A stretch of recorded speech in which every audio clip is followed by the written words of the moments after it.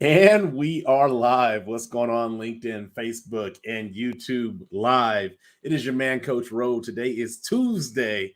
Every other Tuesday, if you don't know by now, I don't know what to tell you. It's time for another session of the Men's Circle. This circle is kind of a triangle tonight, but I'm all right with triangles. We can make triangles work as well. But as always, for those of you who are not familiar, probably this will be my last time telling you what the men's circle is. After that, you're just going to have to go back to a replay and find out what the men's circle is. But for those of you who are not aware of what the men's circle is, the men's circle is a specific segment of content that I have created specifically for men, real conversations with men, held by men, for men, anything that has to do with men. I feel like we needed a space in order to be able to have some deeper, more valuable conversation with each other regarding subjects that we don't typically talk about. And so that's what the men's circle is. It's a space where we can all come together as men and really share our insights and our input, and really, I think, connect with the fact that our journey is difficult and treacherous as it may be at times. We are not alone in our journey. So tonight I have two guests with me, my boy Rico and my brother Tim. Go ahead, you guys can come off and introduce yourselves really quickly, and then we're going to jump into tonight's show. Okay, I'm Jeremiah Rico Ramirez. So I am. I got invited here by another guest, but man, anytime that you're able to come to something like this where you're able to be free, provide value to you while you're able to, hopefully provide values to others. Looking forward to it. And yeah, I'm happy to be here. Always a pleasure to have you. And it doesn't even matter. I know Glenn invited you initially, but I'm all for you. You're in the brotherhood, so you're welcome anytime. Without Tim, what you got? Tim, I've gotten real used to these men's circles. They've been real good for me. I know men's circle is coming because either like Monday afternoon or Tuesday morning, I start hearing the intro music and I start thinking about Billy doing salsa dancing back in Alpha Zone in '96. Hey, you know. So I'm like, dun, dun, okay, we're about to get it. So this is a great place because I know you mentioned that it's valuable conversation. I think it's going to sound, I hate using this term, especially nowadays. It's kind of like a safe place to say some of the things that we want to say. Because one of the downsides of being a man is a certain expectation that you have about being a man. There's certain things that you're supposed to uphold. And when you talk about things that you go through and thoughts and feelings that you have, you risk compromising that. So this is a place where we get to kind of work those things out and have great conversations. So I'm really looking forward to days. Yes. Compromise. It's funny. I had lunch with a friend of mine out here in Utah today. And one of the things we were talking about, which reminded me from the first session of the men's circle, was how we are conditioned as men to neglect ourselves and put others before us. Like that. You could go all the way to the simplicity of somebody breaks in your house, you're supposed to take the first bullet, right? We are programmed and conditioned to think that all else is more valuable. Everything else is more valuable than us. And we come after dogs and cats. Like, okay, I can leave the goldfish in the house. Ain't nobody going to be like, you didn't save the goldfish. But dog and cat, you didn't get Lassie. What the hell? Like, so it's been very interesting when you say safe space, how I've been able to take some of the information that we've received in this safe space and placed it out in to the real world with other men. And so I'm with you on having that safe space to really like practice in. You know what I mean? Like, because it's a safe space, you can make the mistake, you can say what's on your mind, and not be like, oh shoot, are they going to cancel me? Oh damn, is like, because we live in a world now where just cancel culture is just taking over of everything. Like, you want to go back to who I was when I was at Martin Luther King Junior High School. Yeah, you're probably going to be ready to cancel me because I wasn't who I was today. But I also didn't have that breadth of experience from junior high to now to be able to say, hey, you know what? Some of the things that I may think might be a little off, and some of the things that I think may still be a little off. But at the end of the day, it's like, yo, like, I am not going to apologize for anything I did. I don't even remember what year I was in junior high, 1995, 94. Yeah. I'm not about to apologize for none of that because too late. And like, that ship sailed. And so, yeah, no, safe space is important, man. It's funny. I'm starting to see and recognize, like, oh, you need to watch the men's circle and other men. Like, some of the things that they say or going through, you start seeing like, oh, you don't have, okay, you need to, let me share you a link. You need to watch this. This is all those feelings. You ain't alone, my man. You know what I mean? It's funny. You start seeing like the symptoms in others, which is really interesting. Absolutely. Well, tonight we're going to talk about a major symptom, and it's a symptom for me that is extremely personal because I grew up with the classic angry black boy, soon to be angry black man syndrome. Like, I was always angry. But I had some valid reasons to be angry. And in that anger, I was thinking about this particular topic. In that anger, I recall there was one time I was in elementary school and I had gotten in trouble and got sent to the principal's office for something. And I just remember in that principal's office just raising hell. Like, they couldn't hold me down. I was kicking and screaming. Eventually, they put me in a dark room. And I think it was the principal's office they put me in a dark room. And they were like, look, we can't contain this little boy. We're just going to put him in this dark room. And I remember I'm just tearing my clothes and just, apparently there was something that was going on. But it was one of the first, not probably the first, but one of the times in my life that I can actually remember the meltdown and the destructive nature of the meltdown when you're just tearing up everything. Like, I was tearing not just t-shirts, I was tearing corduroy pants. So you have to have a certain level of strength and rage to be tearing up some corduroys, because corduroys is some of our viewers may not even know what corduroys are, but corduroys are probably like the equivalent of vibranium in 1985. Hey, Hogan ain't tearing that up. Right. It's damn near indestructible. And so as I was thinking about this topic about the destructive chaos, it got me to thinking about how do we rebuild after we have these meltdown moments. And that's really what today's topic is going to be about, is rebuilding after the meltdown. I think it's going to be rare that you escape life without having at least one meltdown.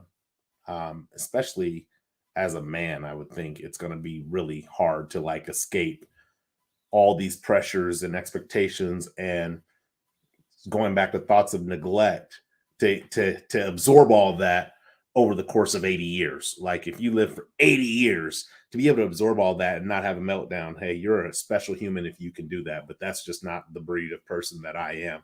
So tonight's topic is rebuilding after the meltdown. As always, I like for my guests to share what the topic means to them and what their thoughts were when I presented this topic. Oh, Tim was already on mute. I thought he was going to have at it. I'll go. I've come to realize that not all meltdowns are bad. I think more along the lines, I guess I love analogy. So this is an analogy I think about a meltdown. It's almost like some explosions are necessary. Like you see like a controlled demolition of an old stadium. A lot of safety measures are taken to make sure it's a controlled explosion and everybody's safe. And then there's, people that do crazy, horrific terrorist type acts. That's, horrific. Um, when you learn sometimes you can't prevent it. You just know the signs when they're coming, and you have to take certain measures to make sure it's not as bad. But this subject is very sensitive to me, um, because I relate to a lot of what you say, bro. I mean, you grow up in this world, you just think nobody's there to listen to you. You just gotta grit your teeth and bear it. You look at all the male role models, they grit their teeth and bear it. They come home. I remember my sisters and my brothers just be like, "Oh crap, Dad's home," and then everybody had to like scatter when Pops got home, and then you had to wait a little bit until you came out, let him settle in a little bit because you didn't want to catch the heat from whatever the day gave him. And it's funny, at the time I never really understood that until I became an adult man. And I'm like, okay, got to have that decompression time. So this is a very, very, very topical for me, because this is something I've worked on for probably the last 10 years of my life. So I'm very excited to talk about it today. Man, it's hard to follow. You got somebody that like mic drop. For me, I thought about times after meltdowns, and I think I saw meltdowns maybe more from family members, mom, dad, hotheads, right? But for myself personally, I think what it did is when I thought about this, I was like, man, I actually at a very young age learned that I started internalizing things, right? Instead of doing the meltdown, because you want to be opposite of the negative influences that you see from the meltdown, right? And so instead of having that balance, right, like the yin and the yang, and going somewhere in the middle, like Tim said, going and finding that happy medium, like I don't know, going to the weight room and just spazzing out on the weights, right, and just melt down, but with something else constructive. Instead of doing that, I went the complete opposite direction and just started to absorb everything and not, you know what I mean? And so when I saw the topic, I was like, geez, this is something I actually need to work on. Like Tim was saying, to do it the opposite direction. I should be working on, because for me, it's not really a meltdown. I'm super like just even keel, stuff happens. I'm like, you know. And so it's when I heard it, I was like, I'm going to be taking a whole bunch of notes because I want to learn, right? Because something's going to happen. Something's going to make me, I'd say nothing's ever happened, but I try to stay super, super calm. But there's always, like Tim said, there's sometimes you just can't control it. And it just happens. And you're like, ugh. But it feels good afterwards, to be honest. And so I'm just being honest, it does feel good. See, that's the part nobody talks about, right? We talk about the destruction and we talk about what we're doing, but really deep down, you're like, oh God, that feels so good. And so right. Yeah, that's really what I thought about, man. I'm excited to get into it, and let's figure out how do we rebuild and get some perspective from different people, for everybody. Yeah. You know what? I gotta pause right there though. I think you bring up a super valid point that the meltdown it's not the destructive force, even though it can be a destructive force. It's not the destruction that makes you feel better. It's the release. The release. Like I've had conversations with people where they're like, I've been stuck on a problem, not even life-altering problem. And they're like, you know what I had to do? I had to destroy a chair. And once I destroyed the chair, it cleared my mind enough to be able to focus on what I wanted to solve. Like, yeah, destroying a chair is destructive, absolutely, but it gave the release needed to be able to progress forward. And I think, as to your point, I think there's a balance. I don't think the answer is we just ignore everything, absorb everything, because just like a sponge, eventually the sponge is saturated and it can't absorb anything else. So now you have to make the decision on if I'm going to be completely numb to the entire world, loved ones included, or am I going to squeeze some of this sponge out and make some room for more absorption, which is going to build up and then be another meltdown eventually. So I think that's important to realize that there's a balance. It can't just be I absorb everything, and it can't be I destroy everything.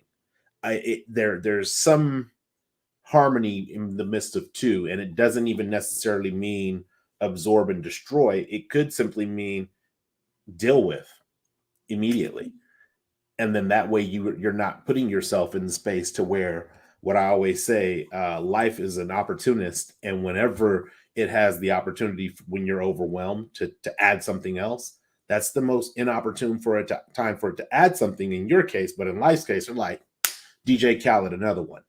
Like, I got something else for you. It's like, oh, you were living check to check, car broke down. Oh, you were living check to check and your car broke down, and now your rent's late, lights just went off.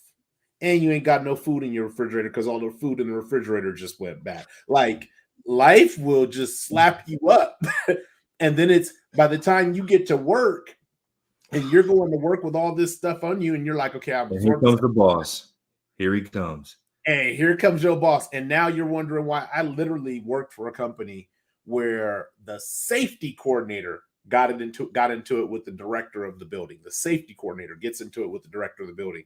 And in the process of their argument, the safety coordinator slams the door, severs the thumb of the director in a fit of rage. Like, safety coordinator left in the back of a sheriff car that day. And it was like, send him the link to this. It's like, yo, like, for whatever argument they were in, like whatever work-related argument, like whatever it was, there had to be more than just the argument. And I've always been a firm believer that sometimes the only power people have in their life is in the title that they have at work. And so whatever he was going through, coming in with this title of safety coordinator, which is somewhat a version of power, I guess. You're responsible for the safety of the building. He just didn't like whatever was being put on display that day. And he was like, that's it. And after that meltdown, I'm sure his life went through a process of, I got to go through legal fees and all this different stuff. But there has to be a moment that you begin to rebuild. And I think, to your point, Rico, at some point, the meltdown is going to occur. It's inevitable, I believe. So it's good to have a good strategy on how to rebuild. And I have some tools that I've used myself, but before we get to that, I just out of curiosity, since it's a smaller group tonight, I can ask some more direct questions for both of you guys. When it's come to like the rebuilding aspect, and maybe not even after a meltdown, but just the rebuilding aspect, could be rebuilding trust, could be rebuilding. Rico is like, oh, it could be rebuilding anything. In the aspect of the rebuilding, when you look at what you're trying to repair, what have been some things that you didn't realize in the moment that you unintentionally kicked down in your destructive phase? Not necessarily a complete meltdown, but just in your recklessness.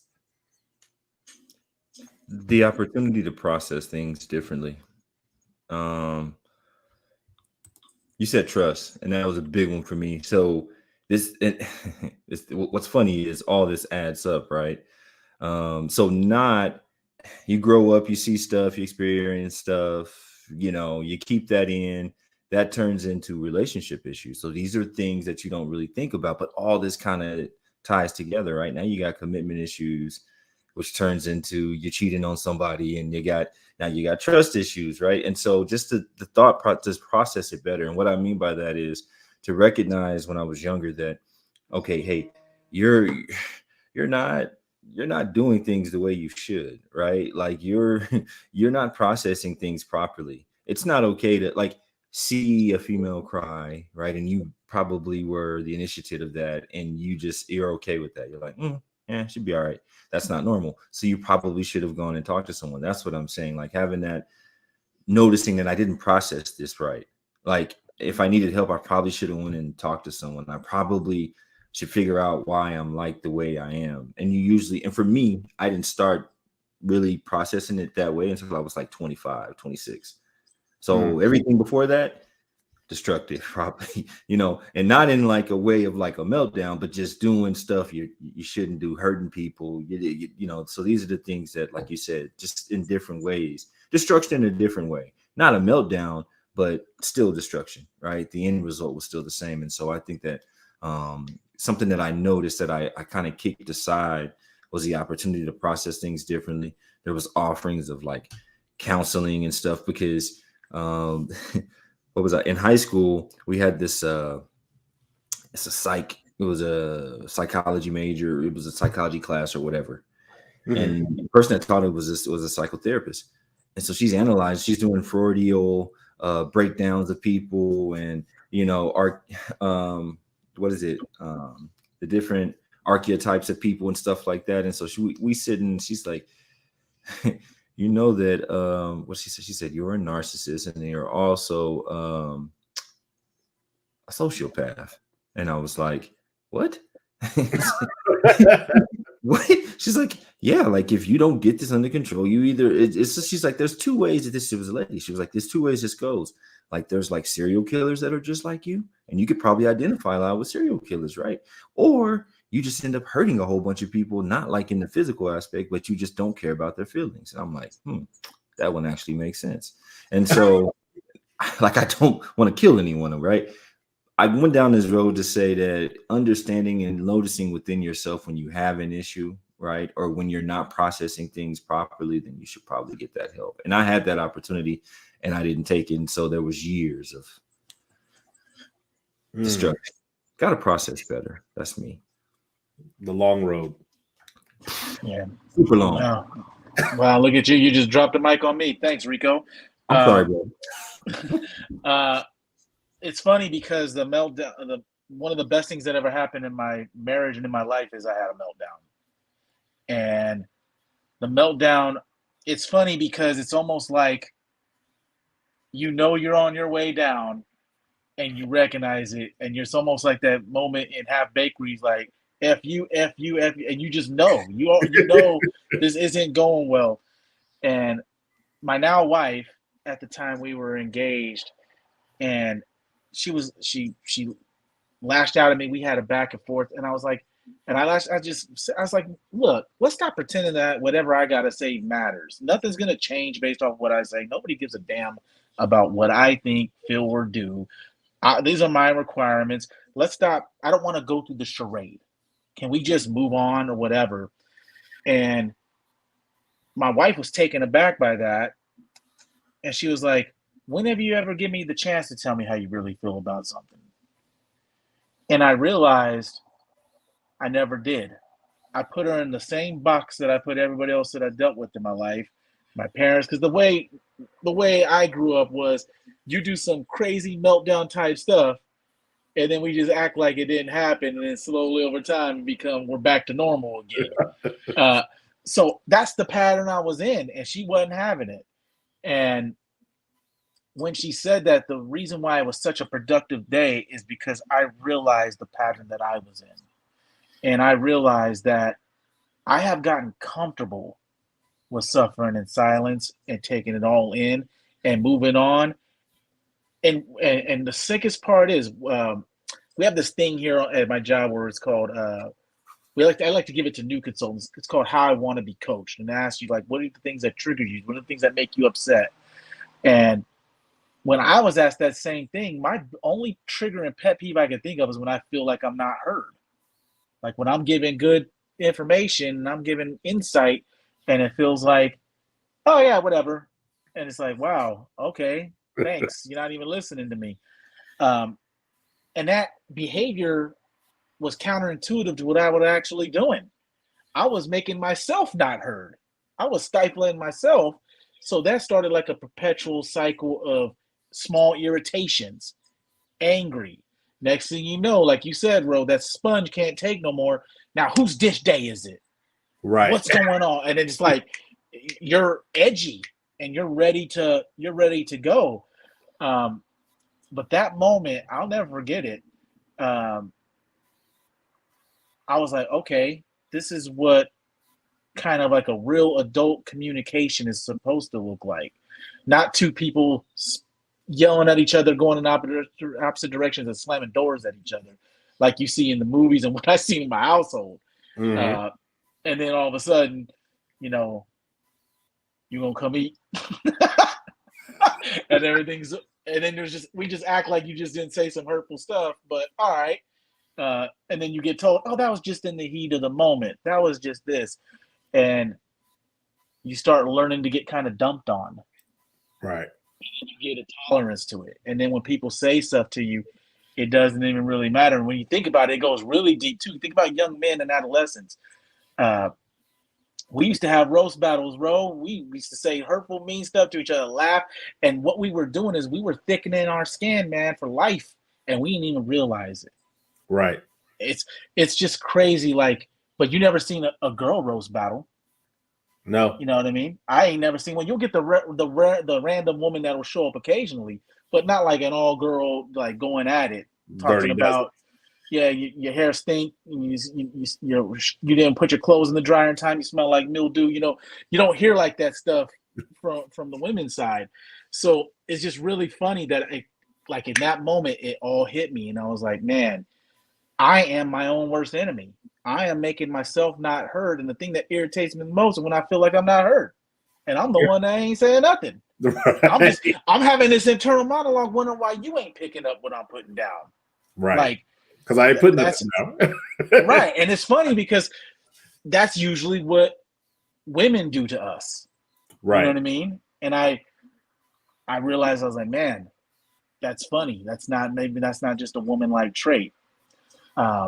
But yeah, that's what, when you say that was the biggest thing that you uncovered, that was the biggest thing, man. I uncovered a big mess up in my wiring, as far, because I always, until that point, I always viewed myself as a really good communicator. I realized how much room I had to grow in that moment. So that's what that means to me. You know, it's funny because I struggle with that in my marriage right now, in the aspect of, since we've been doing them in circles, I've been more communicative, like, hey, yo, that hurt my feelings. Here's why it hurt my feelings. Before, I was just, I don't give a F, like, whatever. And the challenge that I have when it comes to like things that I've knocked down with by mistake, even in my current relationship, one of the things my wife told me is like, hey, you know, I'm coming to you and I want to have a conversation about something, but because of how you elevate immediately, like it's almost like immediately going on defensive, because in my mind it's like, here we go with the bullshit.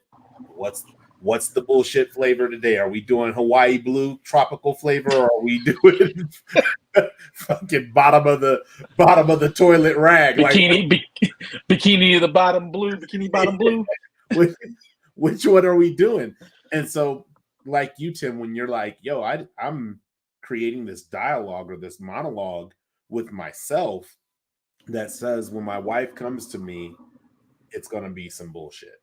And because of that, I'm already on edge. And so it doesn't take much to like get me to bring the arms up for ready to fire, right? It doesn't take much because I already got my gun in my hand, because I'm figuring we about to have a combat mission and I got to have my gun on me already. I can't run and go and get it when the alarm goes off. All times. Right. Ding. In the ring. I'm already getting my head movement going. And so, but in that, and it's still a struggle for me, because it's something that it's not that I just did it with her. It's not like it's a new thing. It's something that I've done, like you said, Rico, for years, decades, where it's like, okay, I have to get ready to defend my stance because I know this person is going to come and tell me that I'm wrong. Yet they don't know the whole story about why I feel the way I feel. And I've noticed it, and I've tried to like dial back, because I'm also noticing it in like casual conversation where we're just talking about something and my voice elevates, and it's like, yo, why? She's like, babe, why are you so loud?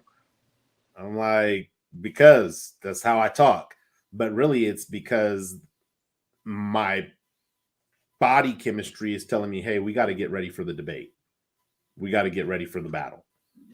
And in some of that, I remember we had an argument a couple weeks back, and one of the things that I said to her was like, "Hey, I I know."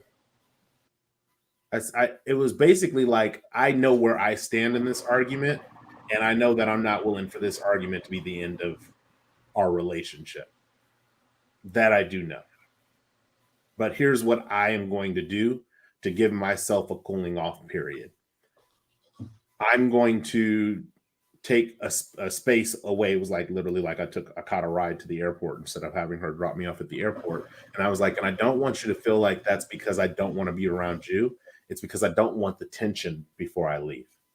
I don't want to be in a tense 40-minute ride to the airport in a car and us not speaking to each other. And then I leave, and now I'm on this airplane with 40 minutes of tension built up. And now I'm getting ready to go into another stressful environment, and somebody's going to end up catching that meltdown. And I don't want to be in a meltdown state. And then when I came back, we talked about it, and it was like, hey, it was funny, Tim, because when you say just kind of let it go and we act like nothing fucking happened, we talked about it, and it was like, okay, I got to where I was at. Her and I were just kind of like business as usual. And then when I got back, it was like, okay, so let's talk about this. Whereas normally I would be like, all right, well, we kind of got over it. We'll just move forward. But that knocking down in those conversations, and when we get into arguments and I get into my F it mode, where it's like, well, F it. And I can become really dismissive because it's like, look, like you said, Tim, you're not going to hear me anyway. So why should I bother to listen to what you have to say when you're not going to hear what I have to say? And what that does is it creates a ping pong match of triggers. Well, he doesn't care about what I have to say. I'm going to yell at him that you never listen to me. You never hear what I have to say, which is going to trigger him to say, you're not going to listen to what I have to say. So why should I listen to what you? And it just goes back and forth and back and forth. And so some of the things that I've knocked down has been the safety in my wife communicating with me. And so now on the rebuild, it's like, how do I repair that? Going back when you said, Rico, trust, how do I repair that trust? Because really, if you think about it at the highest level, safety is trust. Like, hands down, if I don't trust you, there is no way for me to feel safe around you. Safety is trust. That's why that guy in your story thought that way. That's why he left his hand in that door, because that was the safety manager. Sorry, I had to say that. Oxymoron. The idiom of that story is that you had your. Sorry, that just came to mind. Sorry. He was the safety coordinator. He was supposed to be safe, and I put my hand in the door and he slammed it on it. What? Unexpected. But that's when you think about when I think about my role as a husband, it's like, how can it be that I understand the concept that I provide protection and safety for my family? But then I'm the same person who's creating safety hazards in the environment internally. Like, damn. And that sucks. And you know what really sucks is when I was having a conversation last week with my son, because my wife was telling me, hey, I feel like he's kind of being dismissive and disrespectful of me. And I was like, I need to have a conversation with him about that. And I'll have it. And so eventually she was like, have you had the conversation? I know. She was like, are you going to have it right now? And I was kind of in the space where I was like, I really don't want to have this kind of conversation with him right now because I'm fatigued. But she was like, I think you should have it right now. Okay, cool. We'll have it right now. So neglected how I felt, move forward with the collective of the family. Sure. And I'm having this conversation. And I'm telling my son. So I put it in an example like this. I said, hey, when my son was like in 4th or 5th grade, this kid called his mom a bitch, and he got into a fight with this kid. Okay. So I told my son, I said, hey, you remember when you got in that fight when you were in elementary school? He was like, yeah. It was like, why did you get in that fight? He was like, well, the boy called my mom a female dog. I said, and how did you feel about that? Well, I didn't like it. Well, what didn't you like about it? Well, I know that that's really offensive and disrespectful. And I also knew it wasn't true about my mom. So I got into a fight with him because I didn't like it. I said, okay. I said, I want you to think about how you felt in that moment for a bit. And then I want to tell you how I feel about my wife. I said, I get it. My wife is not your biological mother. We don't require you to call her mom. We don't, it's not, you don't have to act like she's your mom. Like she's my wife. She's your stepmom. And if you guys develop a great relationship, great. If you develop a decent relationship, great. I said, but the same way you felt about somebody disrespecting your mother is the exact same way I feel about if somebody disrespects my wife. I said, imagine I'm pulling up from work and I see that there's a guy all in Chastity's face, yelling, pointing, screaming, spitting in her face at our door. I said, I'm not coming up and diffusing that situation by, hey, let's calmer heads prevail. I'm gonna beat the brakes off that dude. Like, hands down. It's not even a question on, like, you could take all the inspirational content I have put out into the universe. I am beating the brakes off of that dude. Hands down. No question in my mind. And I said, so if I'm not going to tolerate disrespect at that level, why would I allow you to disrespect my wife? I get it. You're my son and I love you. I said, but I understand that at some point you're going to venture off in life and begin to make your own way in the world. And at that point, it's going to be my wife and I left in this household, caring for one another. And if you guys check on us, you do. If you don't, you don't. We see each other when we see each other. I said, but from here on out, I want you to understand that disrespect is not going to be tolerated. And I bullshit you not. I could fast forward through that whole conversation. In the midst of having this conversation, I hear myself talking to me. And I'm like, damn it. Like,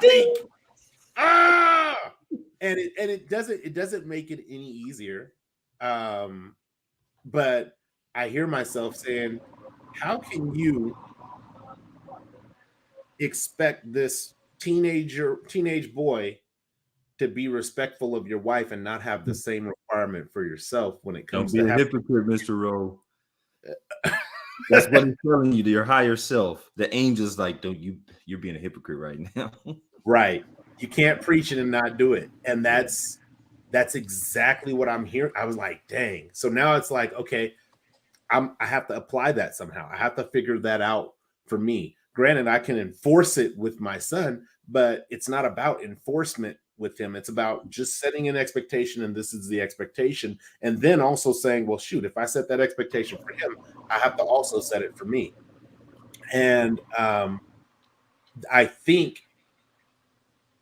believe that this is part of something that has been knocked down, because when I get to, like, I'm going to say unconsolable, but it's not in the sense of a child. When I get to the point where it's like, I no longer want to hear reason. I no longer want to hear your emotions. I no longer want to hear your feelings. When I get to that point, it's a bad point for me, because then it's like, get away from me, because it becomes a physical safety thing for me. Like, number one, I grew up in a household with domestic violence, and I don't want to see that cat and mouse that I've seen take place in my household, where it's like, I'm trying to walk away, you're following me, I'm going here, you're following me.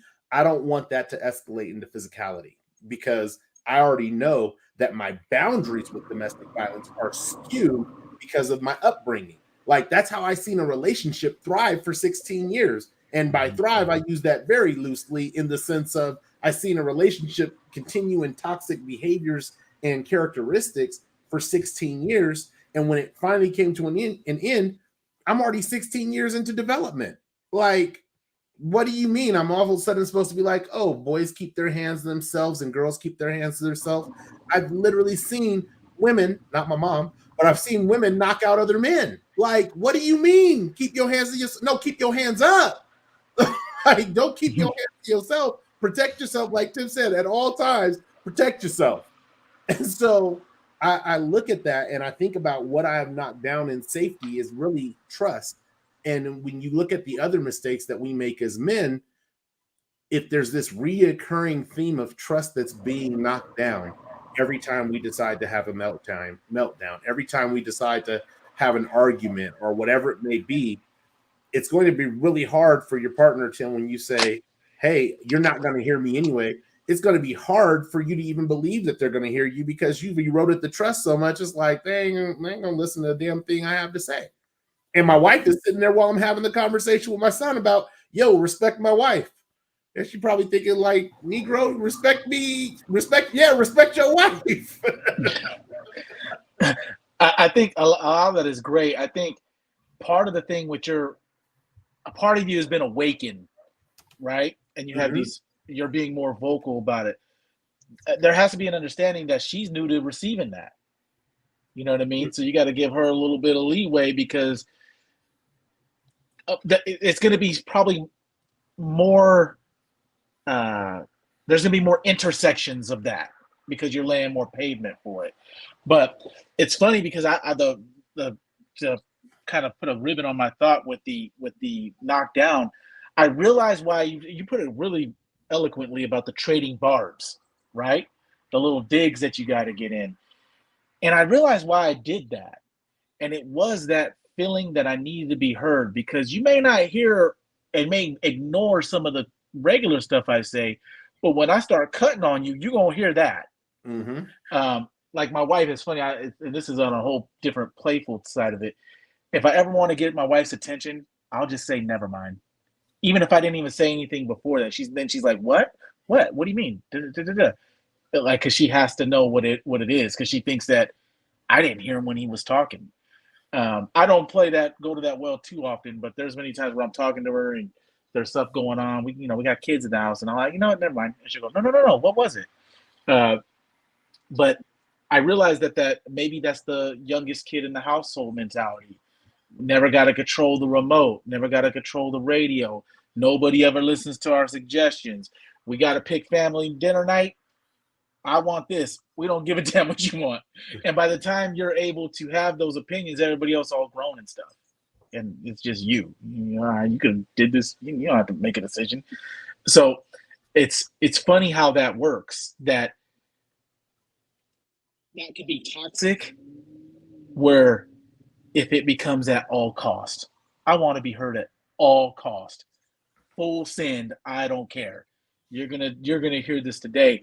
And I think that's where a lot of the catharsis comes from when you have that exhale and that release, because you're like, hey, there's some damage around there's some fallout around here. But man, that felt good. I know everybody knows where I stand now. I know they heard that. Yeah, even though the way I conveyed the message wasn't ideal. But yeah, that's funny how that kind of circles around, and it all triggers back to how you're used to seeing communication. And if you don't, and I think it's really, really wise that you've seen it and you're adapting to it. Like, think about that. You're having that conversation, you have that realization about, maybe I need to make some changes. Man, there ain't very many people, man or woman, that thinks that way. They just sit there living my best life. Oh, this is just the way I am. You're gonna love all of me, flaws and all, right? But yeah, it's funny. Like, you're critical of yourself in that situation, but I want you to take some time to smell the roses. To even have the wherewithal to be critical shows tremendous growth from where you've been. So good stuff, man. Being self-aware, man, that's huge. You also give people, because you were saying, Tim, that's crazy. You were saying give a little bit of leverage, right, for your wife just now getting used to you speaking up. That's me, because a person that just receives stuff and just takes it and never really says anything, just stays even keel, right? Then people start trying to, let me see what I can, let me see if I can let me say this and see if I can, and you're right. And so you start to get people accustomed to how you are. And then when you actually do speak back and you say, hey, no, I'm not doing that. No, this is, they're looking at you and you're like, no, this is bullshit. I ain't doing that. And they're like, wait, what? What do you mean? And I'm like, I ain't doing that, right? And so it just takes time, to get people accustomed to because you started to accept what they put out, right? And so now you've gotten them accustomed to you taking their crap. So when even if you're internalizing and you're in your head, you're like, I don't want to take this anymore. Like Billy said, I think I'm being a hypocrite right now. I need to say something because I'm telling them to speak. Or, I tell my kids to speak out when something's wrong. If you speak out, if you're being done wrong and, not crazy, right? But speak out. And I need to do that same thing for myself because I'm telling my kids that. And then they saw me just sit over here and let this person tell me, right? And so you think about all that. And that's what I'm like, man, all this stuff ties together. Now, what's funny is everything goes to, which is probably where we'll get to, but everything goes to you as a child. A lot of it, literally 99% of it. Tim, you were like, because I was the youngest child, and it's crazy. You can get fraudy or you can get all deep and stuff, but really most times it's you as a kid. What you saw as a kid. Billy said it, man. In the house, I saw same with me. I saw they was, and and that was not right. And so everything is as a kid. And then by the time you get like 12, 13, you're pretty much set. And you got to work extra hard to break that stuff, to change, right? That behavior and stuff like that. So it's just crazy how we have all of very similar perspectives, but it's like everything ties back to childhood. And I was going to tell you real quick, Ro, like when I mean give her leverage and give her a little bit of grace with your new, more vocal self, is because everybody says they want your opinion. Everybody wants your insight until it differs from theirs. Right. And that takes some getting used to, because then it's like, because that's going to, when you're untrained, it's confrontational when you have a difference in an opinion or view. But once you go through it enough and you learn each other's boundaries and respect levels, then it goes to, we'll just have to disagree on this. I get where you're coming from, but this is how I see it. You made some good points. Not everything has to be a tug of war. I pulled you to my side. I pulled you to my side. That's what's the biggest problem with our society right now, is everybody's trying to tug somebody over to their side. They have a conversation where they want you to hear what they have to say, but they don't want to hear anything you got to say, and they want you to believe what they believe. And if you don't, you're the enemy. Right. That's what's wrong with our political system. That's right. That's what we're getting into. That's basically what is wrong. You got the people that actually, like you said, that are kind of self-aware and are like, well, maybe that's not the right thing, but I'll listen to this other person. That's like the independence, right? That's we're being willing to listen. Just listen.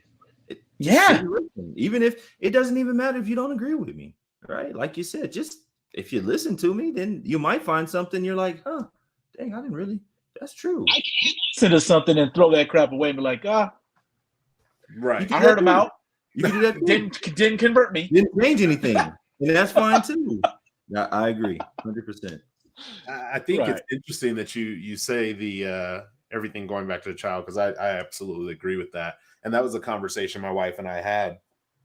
Is she was like, the way you talk to me makes me feel like you don't care about me, and part of that is just life experience where you're just like, hey, look, if we're going to cut ties, we're going to cut ties. And I got to stop giving a shit right now. Like right now, it's going to dampen the blow. But the other part of that is when you grow up in a house, and I explained this to her, I said, when you grow up in a house where there's physical violence with people who are supposed to love each other, and there's physical violence, what that does is, one, you say, I never want to be that person. And you may or may not become that person. But now when you're arguing, you're willing to go to the brink. But as long as you don't cross over into physical violence, you're like, well, we didn't fight each other physically, not realizing the damage that you're causing because of the fact that for a person who either didn't grow up in physical violence, or a person who did grow up in a physical violent environment, they might be thinking like, well, at what point is this going to go past the point where you actually hit me? Or at what point do I not want to go on with this anymore? Because though it's not physical violence for you, it's emotional chaos. And that emotional chaos is being received, just almost like when they talk about, what do they call it when you close your eyes and you visualization? I don't know why it was taking me a while to get to the visualization word, but like when they say you visualize something and you close your eyes and you visualize it happening, your body responds as if it's taking place. It doesn't, your imagination activate the same hormones and stressors and endorphins that doing the physical act would do. So when that person's engaged in all this turmoil conversation and they're like, it's only going to be a matter of time before he goes to say something like this, and I'm thinking you're going to hit me. The body's going through the same stress regardless if there's physical violence. And it's taking me until this relationship to be like, dang, you can't just go all in. Like you, and not only like it's a punishment, like you can't go all in, but you don't even have to. Like, I think I know what you're getting at. I think you're getting at, because what you're talking about is like passion, right? You got to be careful how passion you get, because passion unchecked over time becomes uncontrollable. And if there's any deep-seatedness of violence in you, that's when you don't have control. That's when violence could happen. So what you're doing is a countermeasure, which is, I've hit my limit. Let me start simmering this down. You're going to take it as me being cold to you. I just don't want this to explode and make this way worse. You think I don't care about you, but I care about you. That's why I'm not doing that. It's like love and hate, right? That thin line that's between love and hate, that's the thin line between passion and rage, right? Right. Literally, like that passion continues, or like you guys were saying, there's an addict, right? And in its family history, genetically, you are inclined to an addictive nature.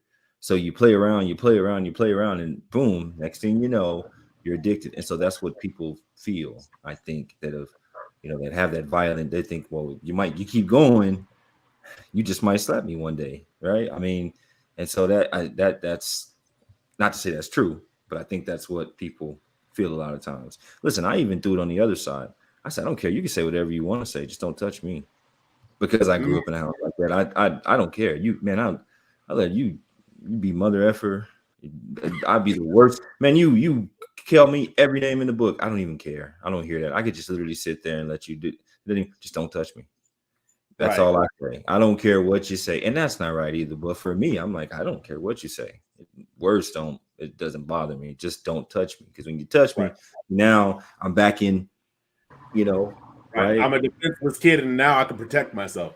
Yes. There it is. No, I feel that, because regardless of what kind of household you grew up in, I grew up with that same concept when it was like, when I would always see girls slapping boys, like, oh, you.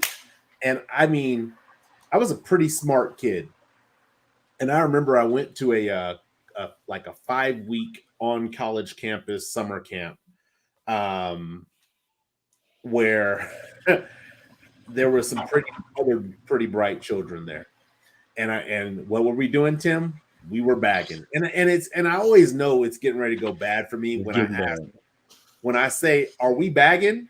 When I say that, I already know the next thing that comes out of my mouth is about to be extremely hurtful, extremely reckless. And I remember this girl related to their mama. Right. Or them at their worst characteristic. And so this girl, we're in this like science thing, doing some kind of DNA testing. And she starts talking about something. Now, back then, when I met people, I would say, hey, look, you could pretty much do whatever you want to do. Just don't slap me. My mama don't slap me. And so ain't nobody on this planet about to slap me and get away with it. And so this girl says something to me, and I say something slick back. And then she tries to come with another comeback. And she's like, I was like, how you gonna bag on me? You over here stuttering. You ain't gonna be able to get on if you're stuttering. And I didn't know she actually had like problems with stuttering, because she had never stuttered in like a whole week. But she actually had a problem with stuttering. And she's like, that's it, Billy. I hate when people talk about my stutter. I'm about to slap you. And she reached her hand back and she swung. And I backed my head back and caught her wrist. And then she reached her other hand back and swung. And I caught that one and I turned her around. And I was like, now I know when I met you, I told you, the one thing that you should never do is slap me. So why would you try to slap me? She's like, well, I don't like it when people talk about how I talk. Had you had told me that, If you would have said, hey, Billy, the only thing that would get me to slap you is you talking about my sweater, I promise you I would have never brought that up because I don't want to put you in that situation. Please be very happy that I did not allow you to slap me, because we would have both been kicked out of here, out of this science camp, and I'd have beat the brakes off of you. Like, John Cena! Like that. But for me, it's like, to me, the bagging, to me, that's nothing. Like Tim said, we grew up doing that. Mm-hmm. So you could talk about whoever, my mama, my daddy, my bald-headed granny, you could talk about everybody, and that doesn't bother me. But once you put your hands on me, it engages self-defense mode.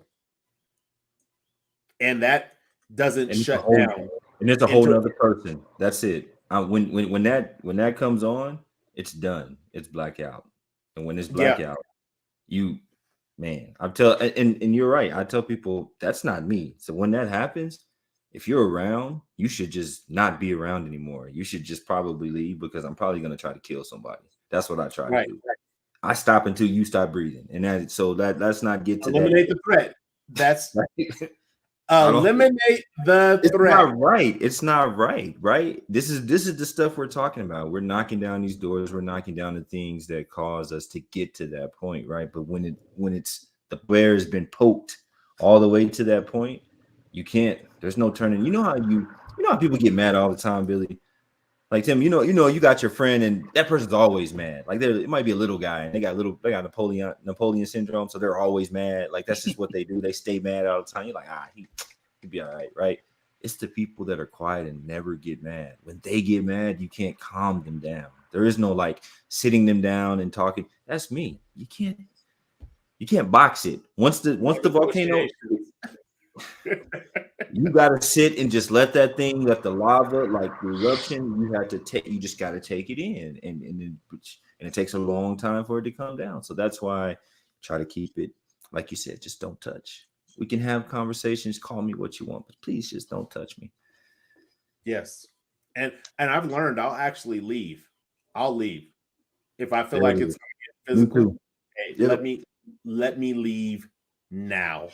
Yep. Like, I remember at one point with my ex, I forget what we were in an argument about. We were in an argument about something, and I was like, I'm out.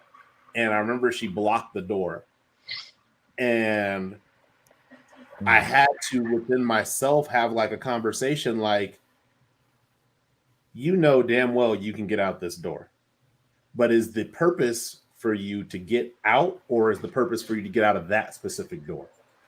And I just said, hey, look, if I have to lock myself in the bathroom and jump out the bathroom window, I'm willing to do that.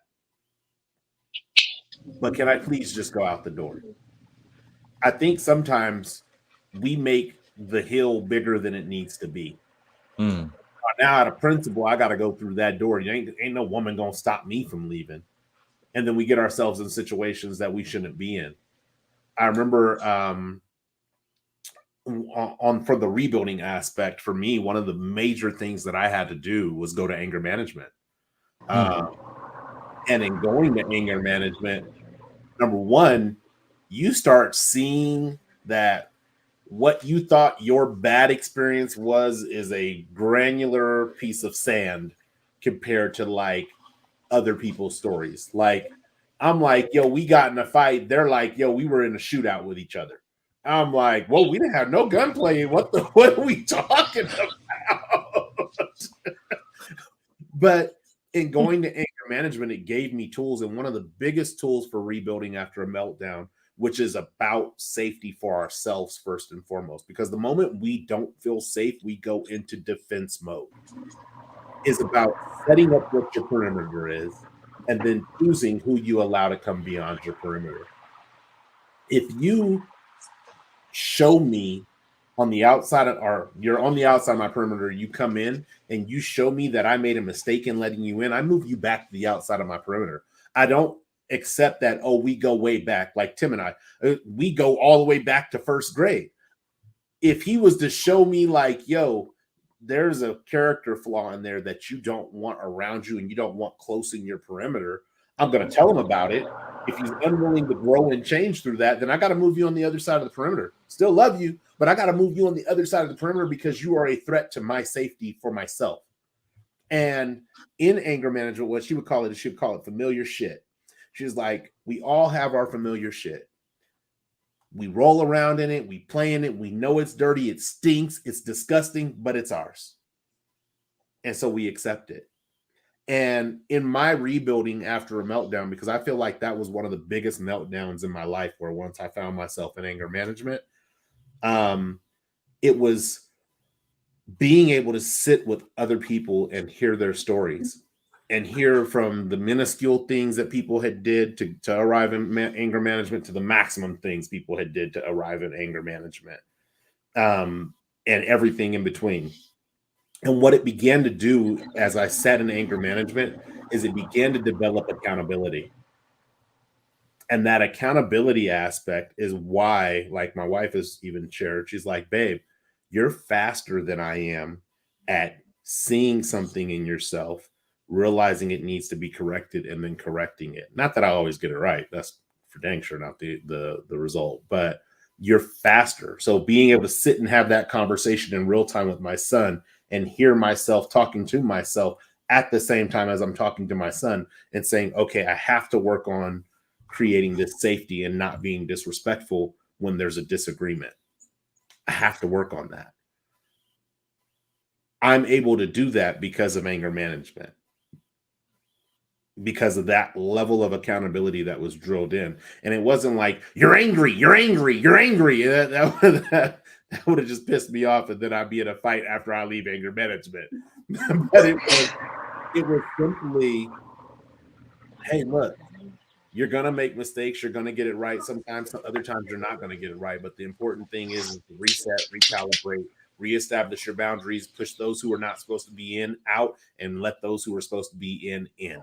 That is what, for me, the rebuild has been after the most significant meltdown of my life. Well, just look at our lives. Like, we used to have a lot of people around us that have no longer in our perimeter like that. Not because there's any like animosity or beef. It's just you're in a different zone than I'm willing to be in. You're living your life a different way.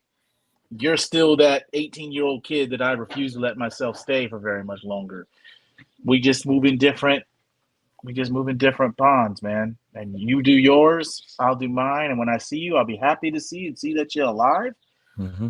You know, like it's crazy. You look and see some of our relationships that we've had with some of our friends. It's like, man, they were kind of pushed away, but not really. We just didn't hold on any longer. We didn't drag them anymore. We let it go. And if they could swim and keep up, great. But they chose to swim in a different direction, and we got to live with that. So yeah, it's, man, again, men's circle, going deep. This has been pretty crazy hearing both of you talk today. Well, I'm going to put a question here in the chat as soon as I spell it correct. Oops, there we go. To rebuild. So this is the question I present to both of you. Oops, I put on and I meant to. ING. There we go. For you guys, and I know, Rico, you said you're kind of on the absorption side of it all, but really, what is the first step for you guys when it comes to rebuilding? After the, how do you, I'm going to leave it at that. How do you rebuild? I'll go first. Well, me, it's simple, but there's steps to it. Take inventory, man. Take inventory. What is the damage? First thing, is there emotional damage? Is there financial damage? Lord forbid, is there legal damage? What is the scope that we're dealing with? And then you just make a plan to try to make amends and make those things right. If they need to be made right, because sometimes they don't need to be. Sometimes you said what you said, And the message may have been a little bit rough, but if that message isn't received properly, then maybe, like you mentioned, that perimeter gets pushed a little bit. So it's taking inventory, taking stock. What did I do? What is the emotional component to it? Who is it impacting? Is there a financial component? Is there any other logistical components to it? And then you start devising your game plan of how you can rectify it. What about you, Rico? I like Tim's. I love that. For myself personally, it's assessing myself, right? Like, what do I need to do? What do I need to be better at? That's assuming that the meltdown, and it's something I need to rebuild, right? Like Tim was saying, maybe it's just I said what I said and I meant it, and it is what it is. You just got to handle it the way like maybe it could have came out better, but I meant everything I said, right? So if it's on me and it's something that I need to work on and I need to rebuild, I'm assessing myself to see, how can I rebuild myself? How can I fix or work on myself? How can I improve myself? If it's some damage that I caused with the way I spoke, if the way I saw something and I portrayed something in a bad way, if it's my actions, right? So for me, the first step is assessing what did I do and how can I fix me? Because even if I go back to try to rebuild, let's say relationship-wise with my wife, if I haven't started that self-development and that self-improvement journey, right, or at least started it or noticed to be self-aware, say, hey, you need to work on this, then I'm going back a little less than the same person, not even the same person, because the same person would have been the person before we had the argument, but I'm going back a little less than that person because I did something stupid, right? And so I need to come back a little bit better, a little bit wiser, and to say, hey, to apologize or whatever, and say, I'm working on this by doing ABC. And I think the piece of that with me is being an engineer for years. It's the details, right? It's like the pieces, the little pieces. What are the details? What are you actually going to do to make it better so that we try for this not to happen again? Not to say it won't. That's not what we're saying. But the fact that at least we're attempting, right, to go in a better direction. Right. That's first step for me. I think it's interesting when I think about the first step of rebuilding. I think that take inventory is important, but before I take inventory, I look at what's the fallout. Like, because I literally have that written in my note. What is the fallout? Take inventory. Go ahead. That's awesome. Sometimes the fallout is so significant, and there's a reason why in the ad for this week's men's circle, I put basically the equivalent of a nuclear bomb going off. If a nuclear bomb goes off, that area is useless for quite some time, beyond our lifetime. The radiation, regardless if I rebuild, like we could take Chernobyl, right? Regardless if I rebuild the whole town, I can knock down every single building and rebuild the whole town. The ground, which is the foundation of which things are to be built upon, is so significantly contaminated that life cannot thrive in the area. And so before I take inventory, I ask myself a couple of questions. Number one, was this intentional? Because I do agree with you, Tim. Sometimes we implode buildings intentionally. We might get some of the measurements wrong and cause some damage to other buildings, but intentionally imploded that building, right? So was it intentional? If it was intentional, okay, did I get the result that I wanted? And the result goes back to what you said, Rico. Did I get the result that I wanted based on the person that I want to be? Mm-hmm. Because if I got the result that I wanted, but I had to be somebody that I didn't want to be, then I didn't really get the result that I wanted because the result wasn't supposed to change me. The second thing, after I look at, hey, was this intentional? Or third thing, after I say, hey, what's the fallout? Was this intentional? I start looking actually at, okay, now I can take inventory of what I have left to work with if I want to work with it. If I said what I said and I really wanted that relationship to come to an end, then I really meant for that relationship to come to an end. Hey, maybe I didn't have the best gymnastic landing moment. but I'm all right with the landing because at this time the competition is over. So I'm moving. I think after I do all that and I have the inventory, then it's how do I want to rebuild this? Because it'd be like the equivalent of the Three Little Pigs, right?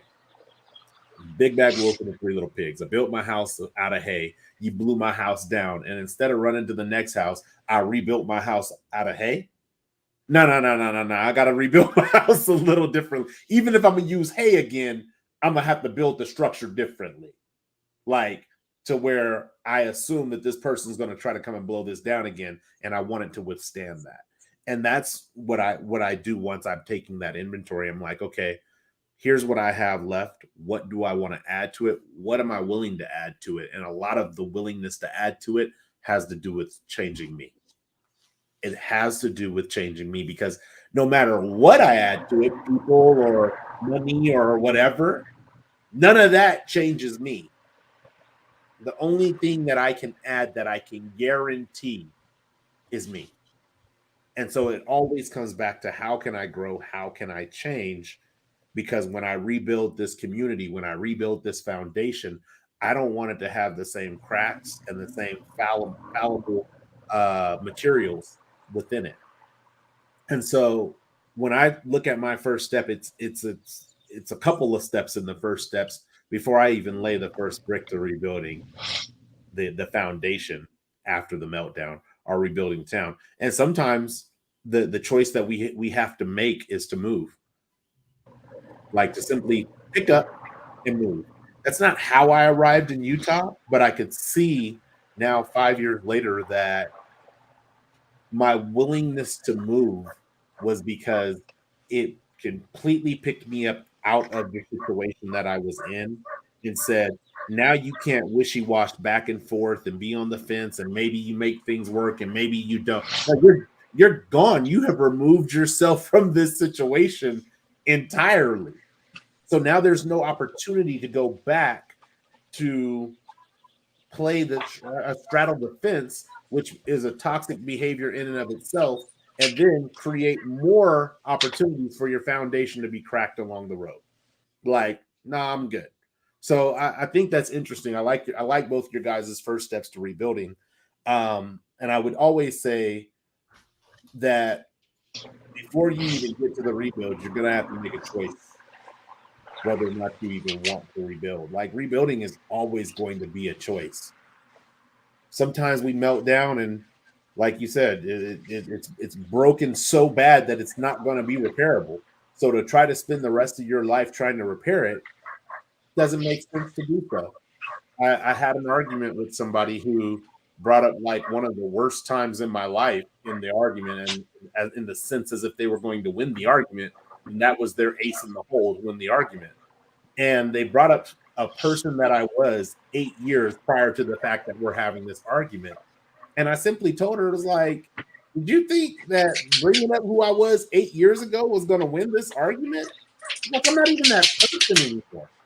Like, I'm not even that literally at the cellular level, your cells rotate every 7 years. You're a brand new cellular creature every 7 years. I'm not even that person on the cellular level anymore. All those cells have been excreted from my body and gone and replenished with new ones.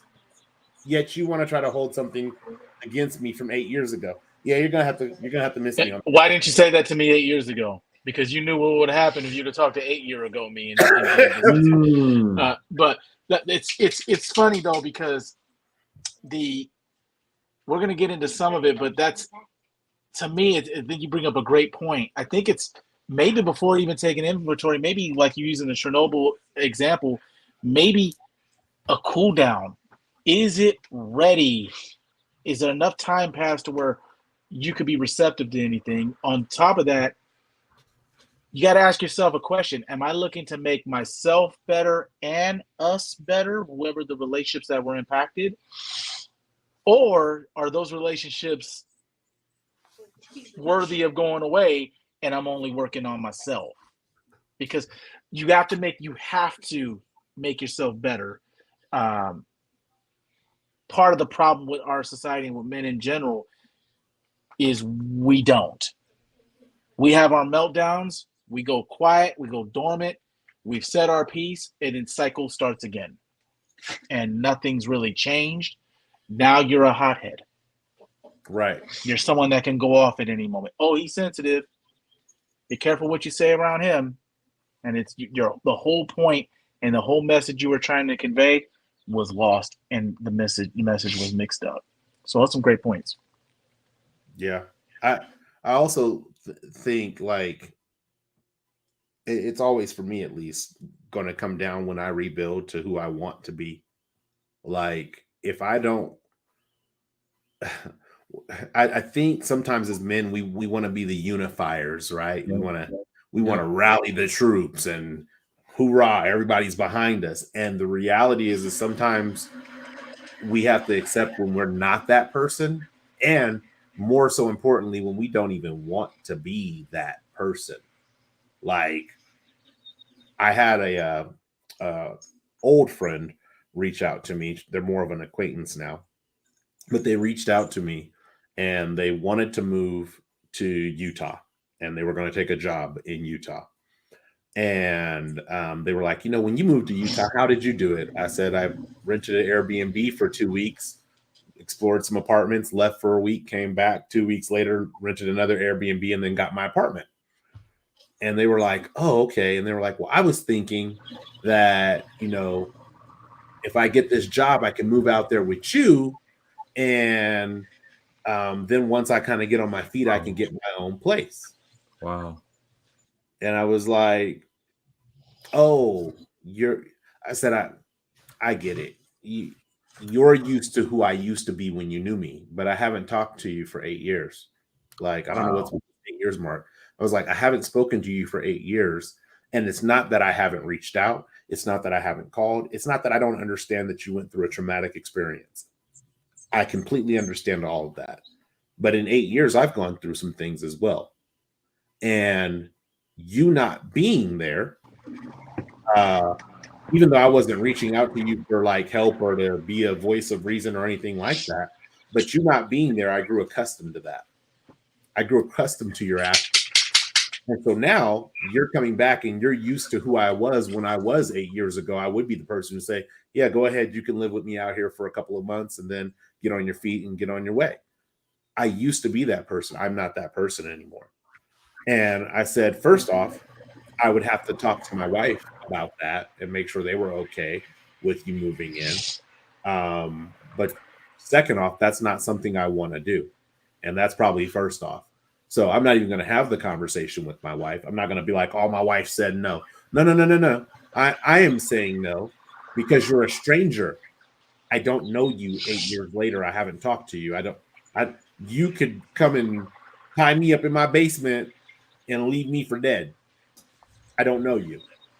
And so when I think about like rebuilding after the meltdown, it's about really being intentional about who you want to be. Like, do I want to be the friend who will help people? Yeah. But at the same time, me saying no to anybody doesn't not make me that friend who's willing to help people. And I think a lot of times in our rebuild, we build, I'm going to say it this way. We rebuild unnecessary shit. Yeah. Because we're trying to be something that somebody else may want us to be, something that somebody else may like us to be, but not who we really want to be. And so we end up with all these vacant buildings, wasted supplies, wasted resources, over budget, and we didn't even get to who we wanted to be. It's not effective for us in our rebuild to be focused on, and this is going to sound probably, I don't know what you say earlier. You said narcissistic. Yeah. This is probably going to sound really narcissistic. It's not advantageous for us to be focused on anything other than what it is we desire to rebuild. It's not advantageous to us, but it's for dang sure not advantageous to other people, because it puts a sense of a foundation that's a false set foundation for those, like even in a marriage. Like, I want my wife to feel loved. I want her to feel safe. I want all these things. But her wanting to feel loved, her wanting to feel safe, if I don't want her to feel those things, or I'm not willing to help her feel those things, her wanting that is not going to be enough for me. It's not. And I can set up environments that make it seem like it is, but those environments are going to have the same fallout over and over and over again. It has to come internally from us, because that's the only thing that's going to drive us to the space to where when you're tired of nailing in nails in the wall, and you're tired of pouring concrete and mixing concrete and raking up weeds and getting everything ready, when you're tired of doing all that, the only thing that's going to drive you to keep going is you. Like, and it sounds strange, because I mean, I love my family. I love my family. I was just about to get into that. Go ahead. Take it over. Sorry. I was just about to get into that, because that's what happened at 25. Remember I said earlier it was 25, right? For me, when it started, we started the rebuilding and got really focused on personal development. Well, that happened because my mom died. And so when that happened, it put me in a place where you got to figure things out, right? Because that person that maybe you would call for comfort, or that person that you would call for advice and stuff, that person is gone now. So there's nothing there. So you got to go up really fast. You got to start developing. Also, I had to take account of family, right? And it circled around her death, right? It was her family. And so I made a decision. We're talking about stuff that you don't want to rebuild. I cut her entire family off. Every one of them, every single one of them. They can't, none of them call me. They don't. I made my number. I literally disappeared. I haven't seen any of them since the day of her funeral. And so I said to myself that day, this isn't healthy for me. I know what this is going to lead to. I'm going to end up in prison. Like in my brain, I was there at the funeral, and I was like, this is not healthy. This feeling I have, that angst and that, like, that tension that you have within yourself, and you just want to like slap people, multiple people, right? I was like, I'm a big guy. This isn't healthy. This is only going to end in one way. I can't be around these people ever again. And so I told everyone, hey, God bless you guys, no, however, whatever. I didn't, right? And I just said, I'm good on everybody. And I left. And that's been it. And I say that because it connected with what you were saying. They're family, but that doesn't mean anything. To me, it didn't mean anything. And there's like sisters, but man, people like, man, you're crazy. I couldn't do that. I said, you could if you actually placed your peace, your mental peace first. You could do it. I guarantee you, if you really put yourself first to say that I care about my mental space, you could do it. Because it's crazy, Billy, like you were saying and what Tim was saying, so many people place themselves in bad positions, and it's toxic, right? It's detrimental to your entire process of being a human being. What are we here for? Like we're here to learn more about ourselves and to master ourselves, right? Self-knowledge, to know yourself better. Because when you fully know yourself, you're in heaven, like you're happy. And so that's detrimental to that. Because I'm being fake and I'm wasting material and I'm building these buildings, and they don't even care about the buildings. They're not even going to live in that building. You're building it, and they don't even want, like, they don't like that color. Like, when they don't water the plants. They don't care. Exactly. Why are you building it? You're over here making a home for them. You're putting the AC in. You got, man, they're not even thinking about you, man. And so at 25, and it's been some years now, and I'm like, this is what Billy's talking about. This is the decision I had to make, and it's profited me so much. My mental peace. It gave me the clarity. It gave me the space to be able to welcome new blessings and new opportunities in, because my mental space wasn't clouded and wasn't taken up, right, by all this extra stuff. It's like a computer, right? You know how you're really trying to go like find those something, and you got to clean that RAM out. You got to clear all that. Well, that's what I did, and it just totally like optimized. Yeah. Oh my God, yeah. Yeah, no, I feel it. Yeah, it's funny because nothing really reveals people like a death in the family, man. It's nuts. because that grief is real. Those 5 stages are real, and everybody's in unpredictable stages all over the place. You get unfiltered, unadulterated, unapologetic versions of people, and talk about fallout. Massive amount of fallout. And then it's funny because it puts you in a position to where you can't really. I realize that a lot of my frustration with people is really my fault. Like using Billy's rebuild analogy. You go to rebuild, you start building, like you said, Rico, building them a nice little wing in the old mansion, right? And then you go and you get mad when their bed isn't made. And you get mad when they're, they ain't dusting, and they're not living in that space the way you get to it. So you got to be, I've learned to stop putting unrealistic expectations on unreliable people. There it And is. There it is. There it is. that has, There it man, is. that has saved my blood pressure man. immensely, man. Because you start seeing people for what it is, and I always question everything. Not that I don't have any, maybe I do have some deep-seated trust issues. I don't think I do. I just think I'm pragmatic. I start thinking about what is in it for this person. The nice things that you did for me, the help that you thought you were providing, and that you even tried to think about. What did you do that for me? Like, what was that for? And it's funny because you start seeing those, like you said it on a previous men's circle. Then that bill comes due, right? That bill comes due, and you're like, wait a minute, I didn't even know I signed an agreement. I thought this was just us helping each other. I thought that was being there, because I think that's what we're supposed to do. So that learning how to set the appropriate expectations for people has been paramount in my life. Even like relationships with my kids and my wife. Sometimes, man, you expect unrealistic things. And the crazy part is, like, there's some times where I've had little tiffs with my wife where I'm holding her to a standard in my head, and I'm thinking, if she caved in and fell in line with that standard I have in my head, or that expectation I have in my head, that would go against the person that I'm attracted to and I love anyway. I don't want a docile order taker. I want a partner, someone that, and it makes me think, like,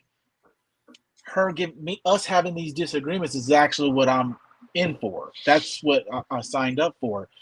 And then, like, a lot of the things, like problems I have with, like, my oldest daughter, is I had expectations on that kid. Like, she was like one of my soldiers when I was in the Army, dude. Like, you're squared. You're supposed to be squared away. You're supposed to be better than this. She's 10.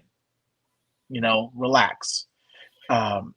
So learning how to properly calibrate the level of expectations you put on people, that's probably going to do your mental game a lot of favors. Yeah, man. I like that. Stop putting unrealistic expectations on unreliable people. Damn. I always tell people, expect it of yourself. It's all you can control. That's and then at you're least setting yourself up for disappointment over and over again, and it gets extremely frustrating. You end up living a life where you're teetering always on the edge of irritation. And it's like, and meanwhile you're having this whole monologue about what you expect the world to be with you, because you don't think anybody's listening to you anyway. It's just weird, man. I love it. We're all learning this stuff. Yeah, absolutely. I will ask, hold on really quick. I need to put this next question in here because I was so busy listening I didn't put it in here. It starts with how.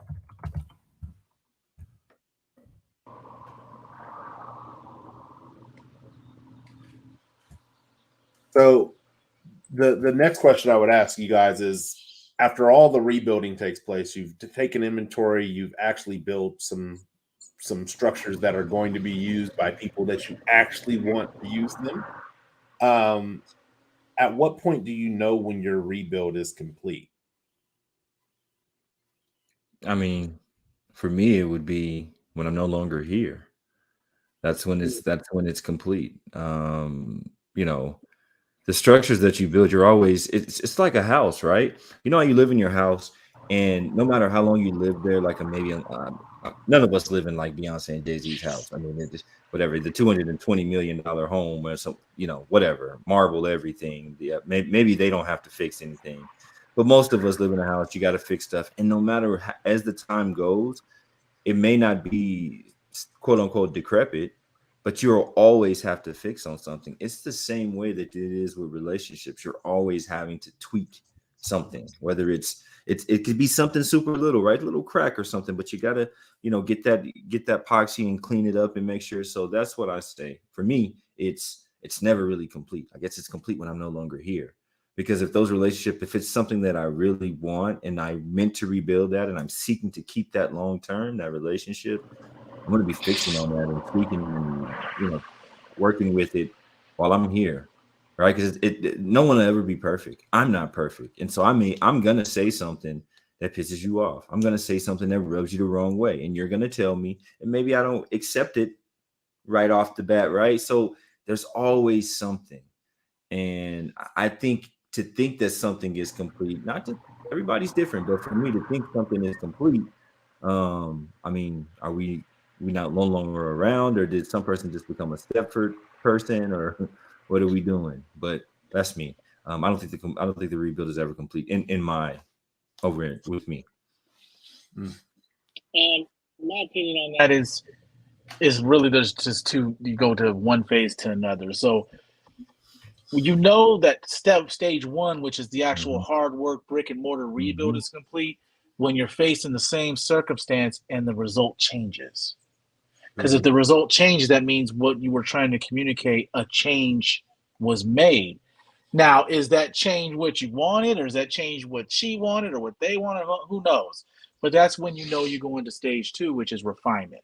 Because I'm with you, Rico. It's never done, but there is hardworking labor, and then there is refining it, like maintenance, upkeep. Okay, we're doing all right. But them hedges a little out there. Let me go and get on those hedges and get this weed whacker out, as opposed to the sledgehammer and start knocking out this concrete.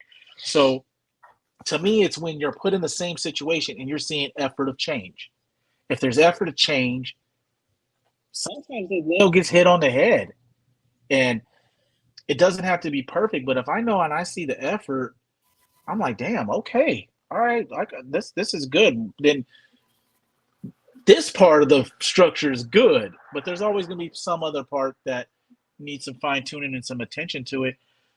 Even if it's on face value, there's nothing wrong. Just because you have to keep it up, you don't want to get dust on it. You don't want, you know what I mean. You don't want to allow. You got to change the filters every once in a while. But that's a much better position. That's how you know that your recovery from the fallout worked. And then you could think of, okay, which I like the diagnose and the root of it, right? Like, why was it a hot button for me in the first place? And then you start digging into it, because far too often in our society, we treat the symptoms and not the disease. You even look at it on the TV, man. Here's this pill. This pill gives you 5 other fatal things, but it'll make you sleep a little bit better at night. Right. Or forever. It causes suicidal thoughts, but at least you won't have hiccups tomorrow. You know what I'm saying? It's like we're forever treating symptoms and not at what's at the root of something. And when you get to the root of it, and sometimes you realize, man, that wasn't a them problem, that was a me problem. And then you realize, when you get to that moment where was it handled differently, sometimes that's with you and only you, and the other person doesn't even realize it. Like, all right, I did handle that differently this time, and it went a lot better. It didn't go the way I wanted to, but why didn't it at that time? And then you go through that refined process. So to me, rebuild, refine. Yeah, that's it. I actually agree with you guys. The maintenance aspect is when you realize that, okay, I built something now that I want to maintain. Maintain. I built something that I want to maintain, And yeah, it's going to require some tweaks. I always think at some point, even in the rebuilding process, sometimes you may say, "Oh, this is not coming up to what I want it to be. Let me pivot and go in a different direction." Or let me, I was thinking stucco, but now I'm thinking brick. Like, let me pivot and go in that different direction. I was thinking it was her, but now I'm thinking it's me. Let me pivot and go in a different direction. But when I do get to that place where I am maintaining it, and Tim, I think you bring up a great point. The fact of when that catalyst is revisited and the output is different, the result is different. That is a good measure that what you have built works for that situation. It may not work for every situation. That's why I think you said next project, next phase, next community, you're building the next thing. And now you're just maintaining that, making sure that you don't allow the dust to settle, that you don't ease up on your laurels and you just chill and be like, it's all good. It's going to now take care of itself. No, it's not going to take care of itself. You're going to have to maintain it, because if you don't use it, you're going to lose it. And then you're going to be like, oh, damn, I had a tool that worked really well. I can't remember what it was, or I don't remember how I applied that tool to these situations. That's where I think, for me, I'm at now, is like, okay, I've identified there's this issue with the communication and how I communicate with my wife during adversity. I need to address that. I need to build a new community that can address that. And part of that is just being open and transparent. Like, hey, look, I thought since we weren't fighting, we were all good. And apparently that is not the case for you. And in all honesty, going back to what I want, that shouldn't be the case for me. Just not physically fighting shouldn't be like a win in a relationship. Hey, we won because we didn't lay our hands on each other. No, that's not the precipice of the relationship that I'm looking for. And so it's up to me first, for myself, us collectively as a partnership, to develop that new community and say, hey, we might need to create some rules of engagement.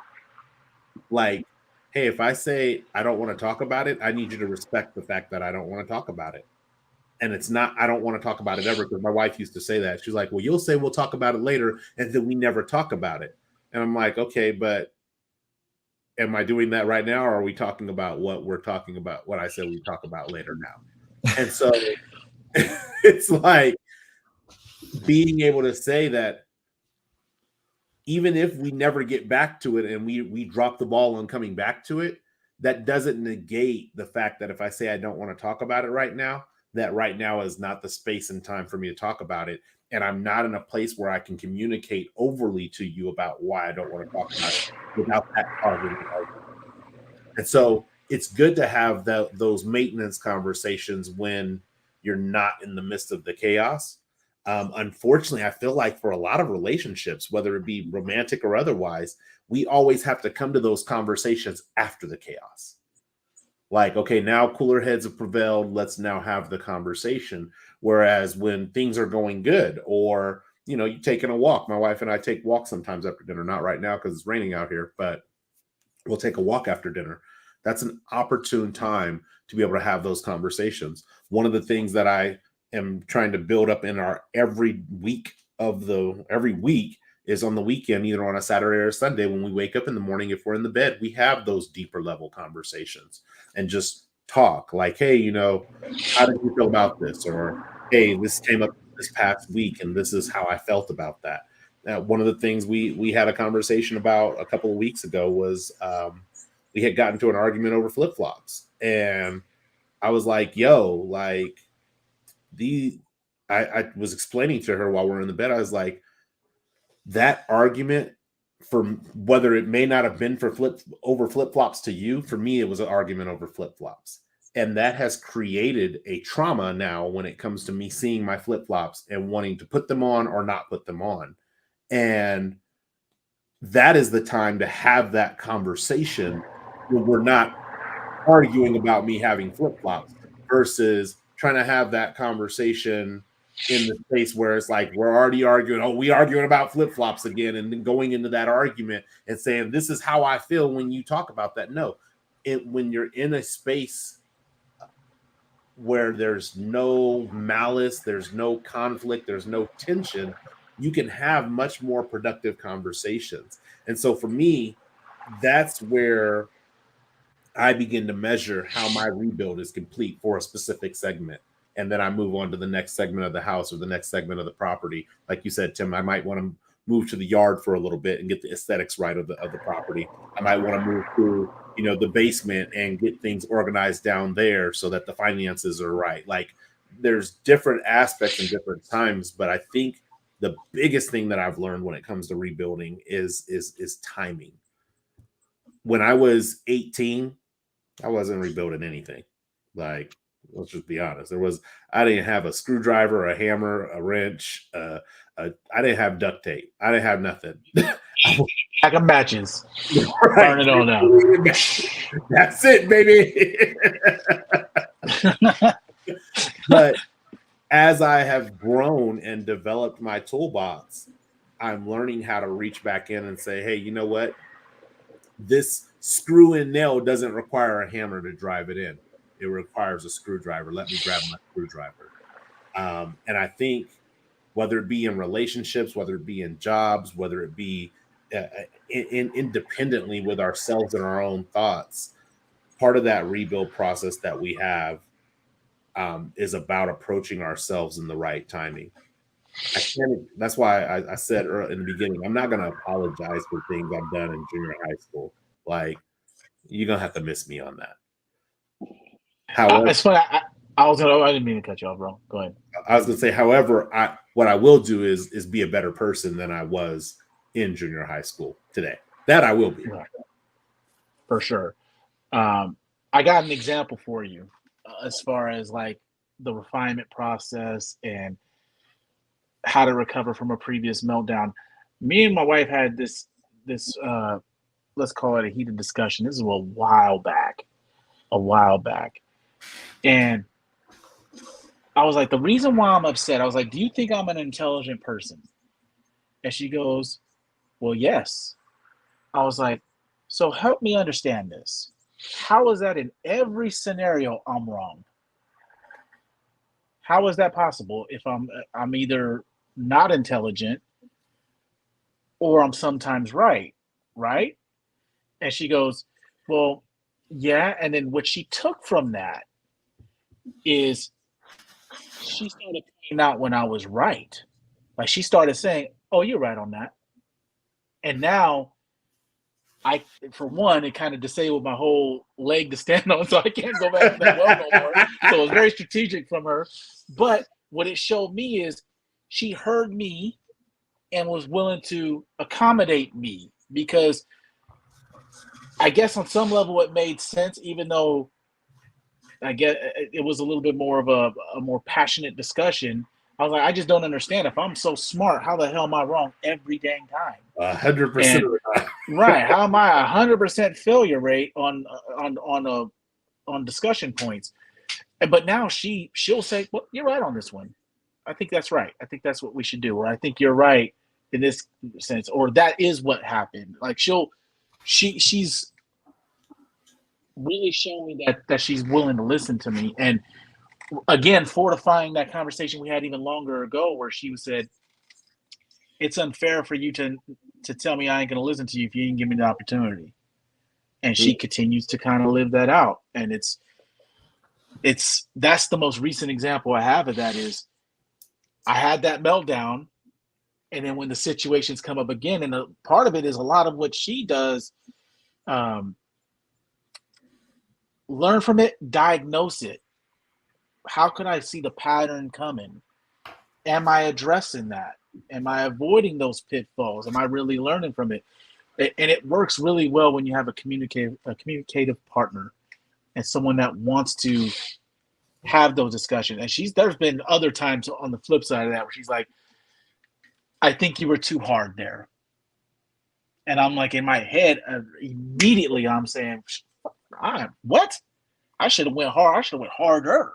What are you talking about? She's like, take a moment, really think about what happened, and you tell me.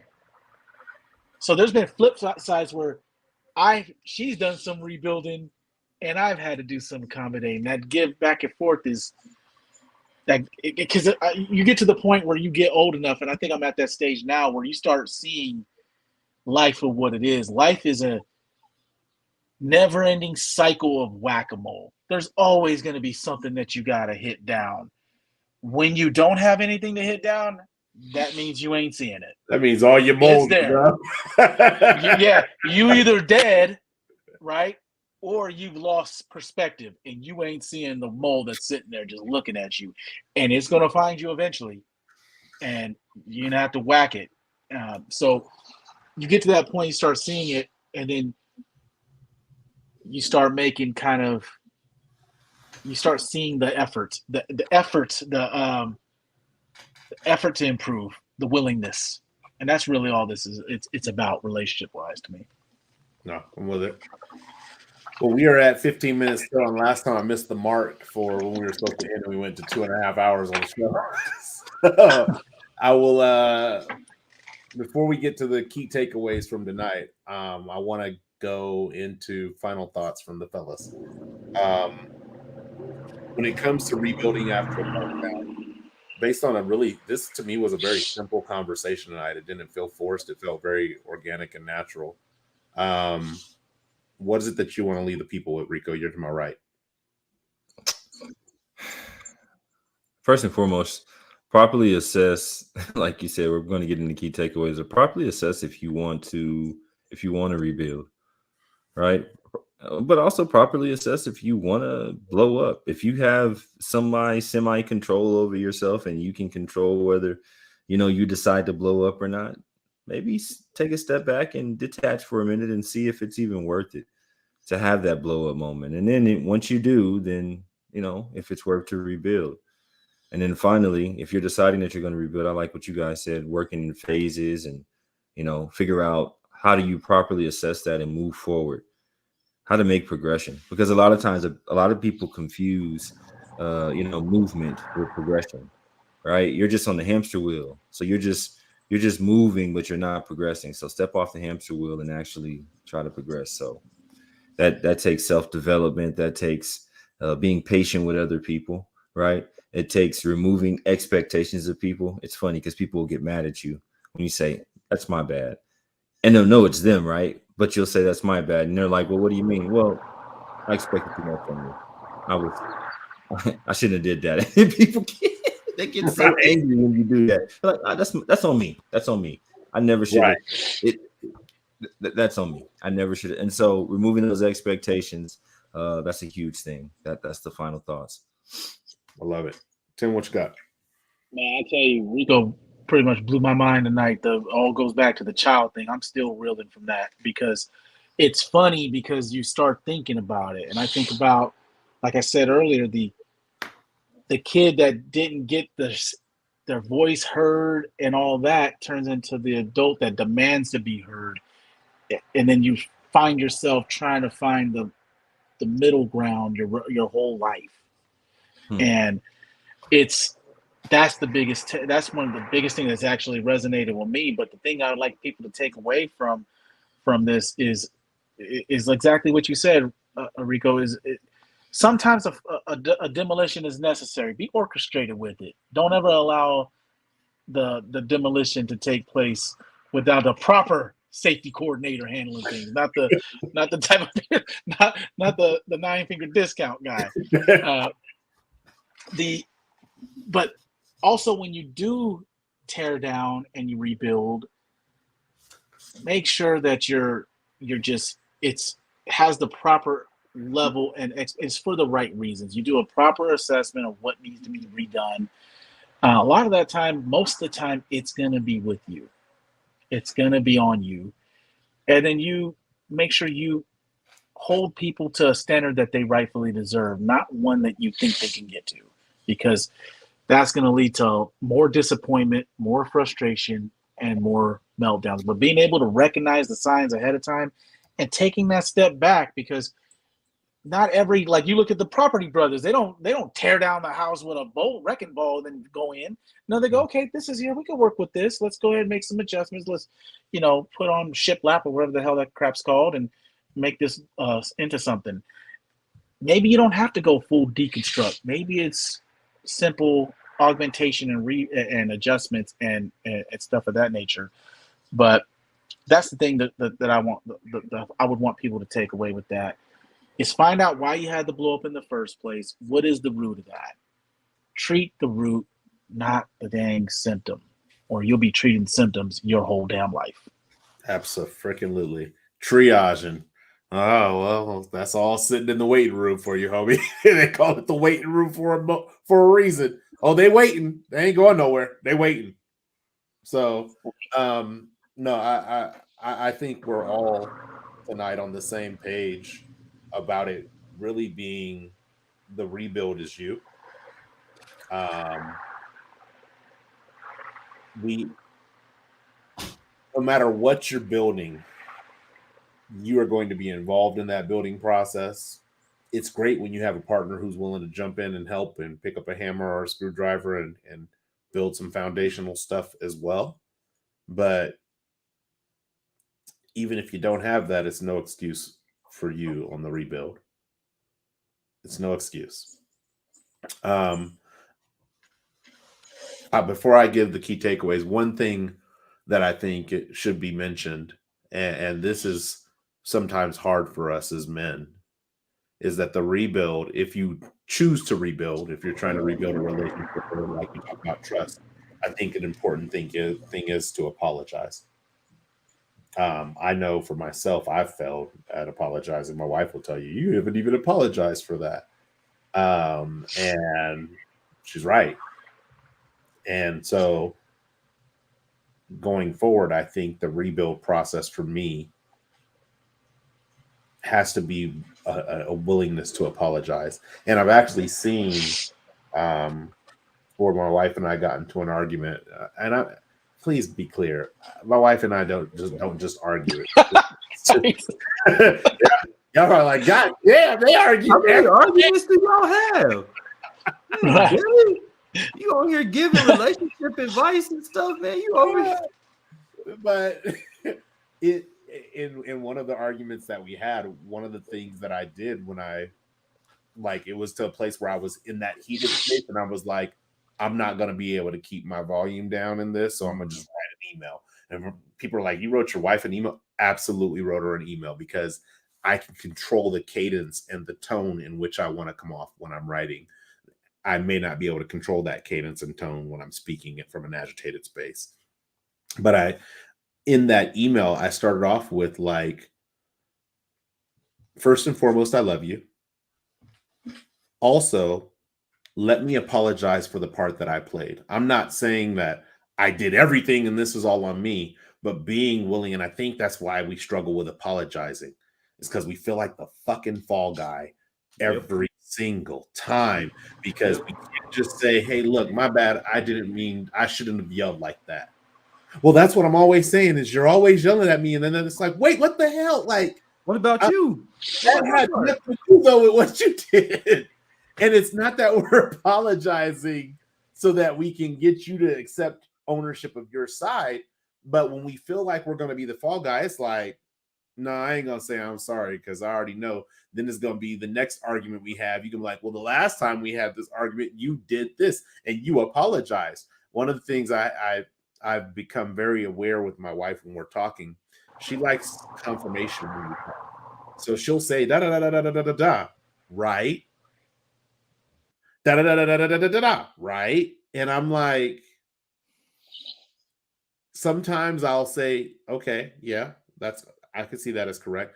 Other times I'm like, I'm not responding to that being right because I don't agree to that. But I'm not willing to start an argument over it, because I'm not going to say wrong. Like, that's not going to be productive. that's not going to be productive at all. So, you're like, some partially correct. For some people, yeah, not us, but some people, yes, right. But I think that is one of the aspects that we didn't touch on tonight, is just being willing to apologize, and allow it to be circle to me. Goodness. There's been apologies, they get tricky because again, expectations with what the apology is going to do. Is the apology even for the right reason? Are you just trying to get it over with and get the argument over with? And then what ends up happening is a lot of times, at least for me in the past, you give an apology, you expect, okay, we're good now, and then when it isn't good now you get defensive, and now you got to apologize for the apology you try to give because that apology didn't go over right. And it's like you're like, at some point you don't really look at it for what it is. You start thinking, well, what do you want? You want me to put on a top hat and do a performance and tell you how sorry I am?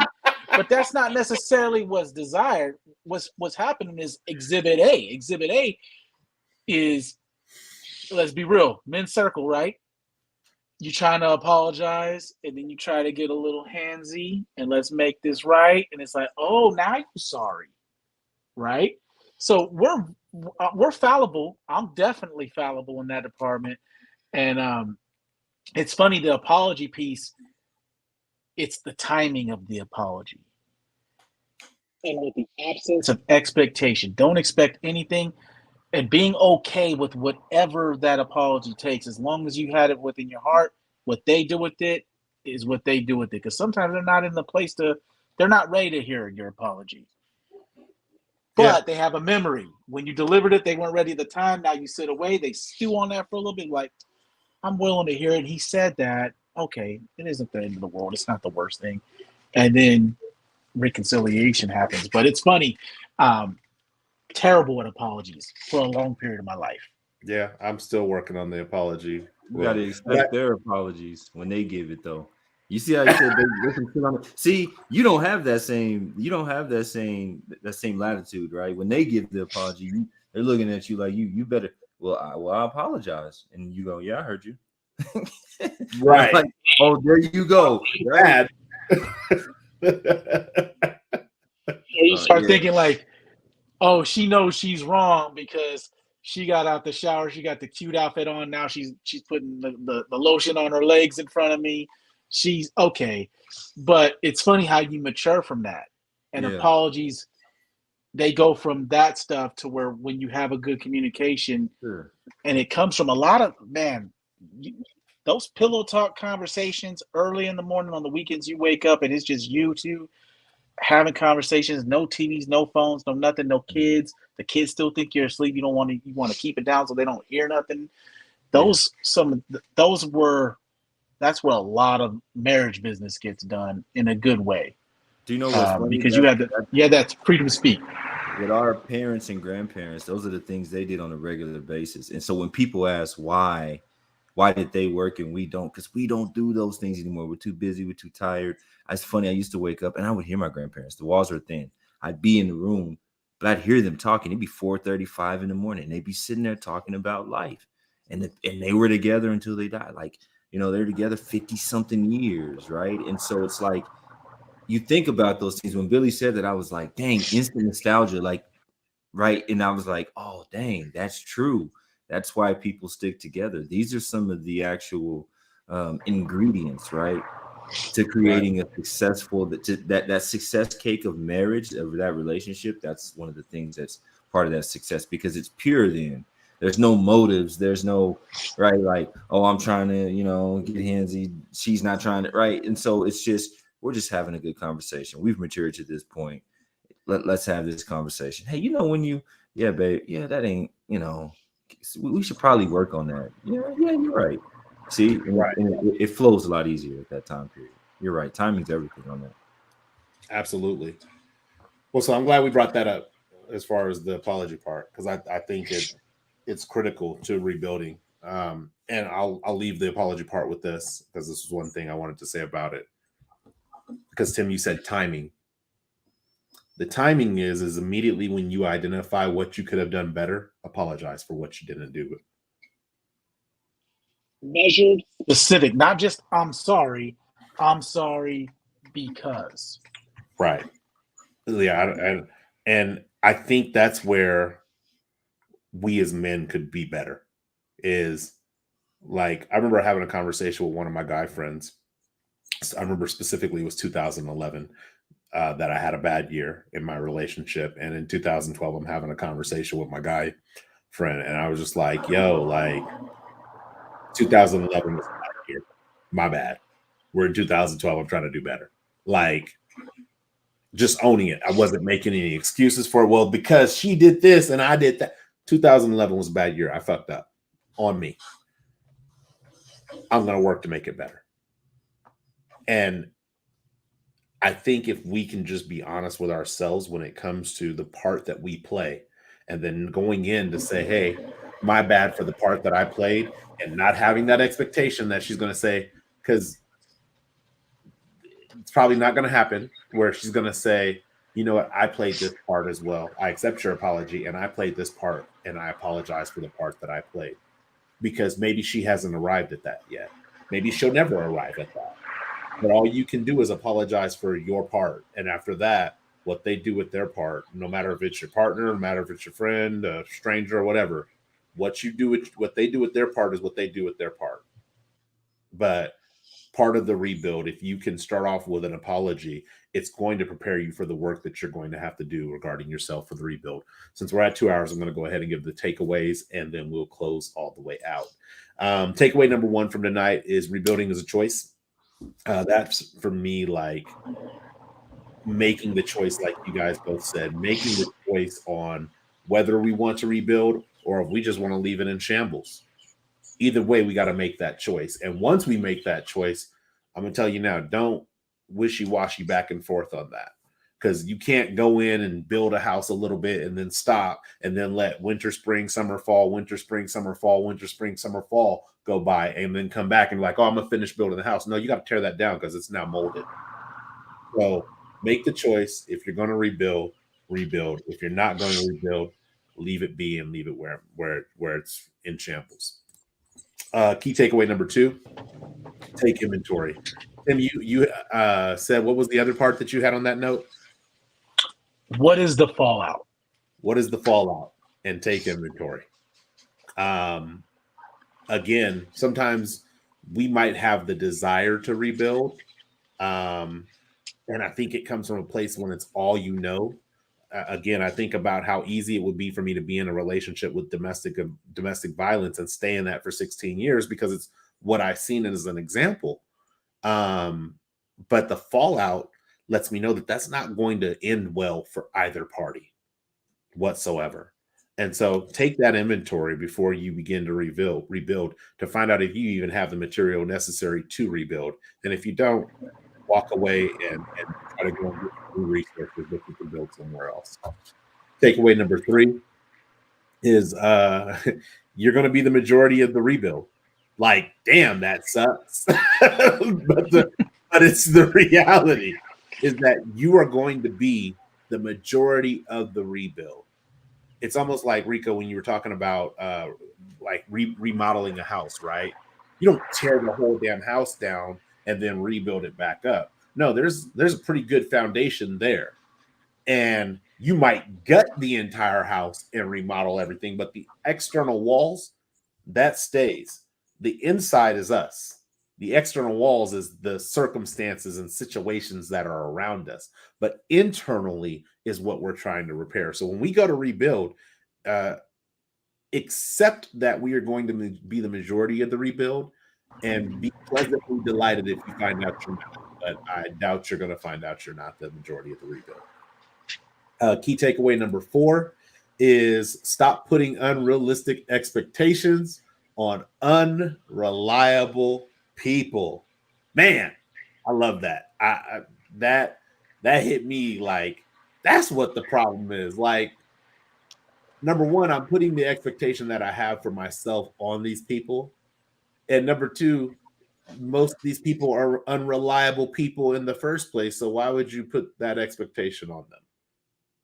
And like you said, Rico, my bad. That's on me.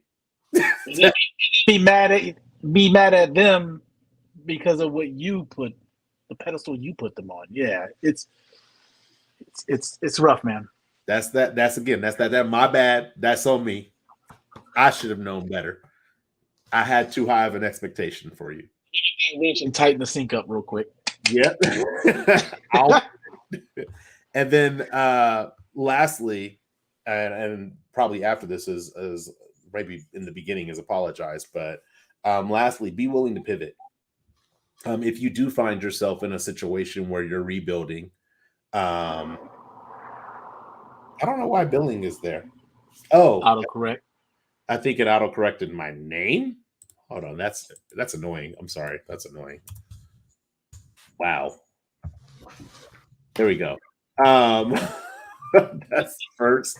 But be willing to pivot if you find yourself in the middle of a project, um, and maybe you change from who you thought you were. Like, for instance, Rico, you were saying, I'm just a person who absorbs it, absorbs it, absorbs it. And then when I change that, people are like, yo, why are you switching up on me? If you're in the middle of rebuilding and you're like, hey, look, I'm a pivot, be willing to make that pivot. And in sales, when I used to do network marketing, we would say some will, some won't. So what next? So what? Yeah. And as cold as that may sound, I think it goes back to what you said, Rico. I got to prioritize the peace. And trying to live an external and internal life for the lives of livelihood and happiness of others is the fastest way to disrupt your peace, in my opinion, because people are wishy-washy and don't even know what they want from themselves. So what they want from you is subject to change at any given moment.